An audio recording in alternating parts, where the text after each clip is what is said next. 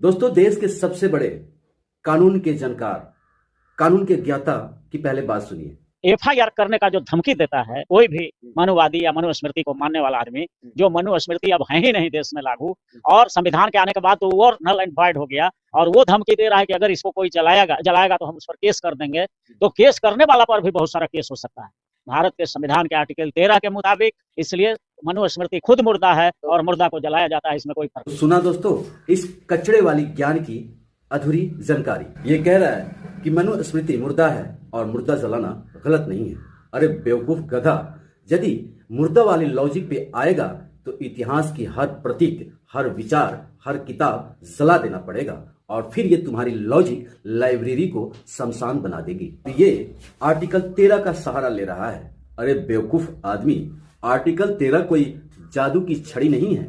Article 13 ये कहता है यदि कोई कानून भारतीय संविधान के खिलाफ होगा वो अमान्य होगा, न कि तुम अपने मर्जी से जो तुम्हारे मन में आए वो करो और एफआईआर करने वाले व्यक्ति को अपने अनुसार फंसा दो। इसका लॉजिक ये है कि खुद से कुछ भी करो और जो बोले उसे कानून में फंसा दो।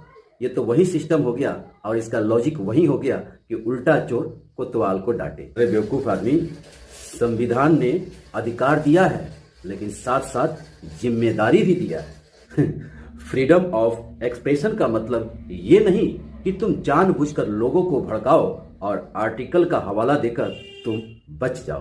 बेवकूफ आदमी, कानून पढ़, कानून समझ और कानून समझ के फिर उसका सही इस्तेमाल कर, वरना कोर्ट में तुझे लोग वकील नहीं गधा बोलेंगे।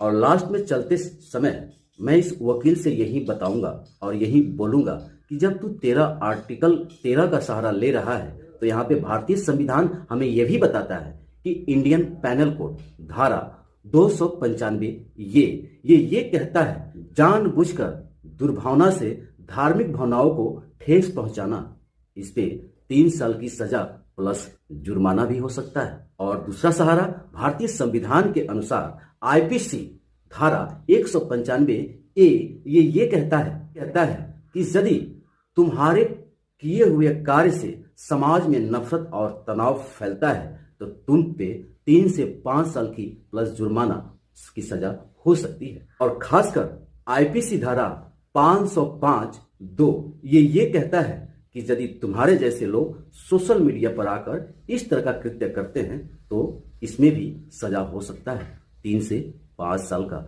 इसलिए कानून पे बोलने से पहले ये सोचो कि हर धारा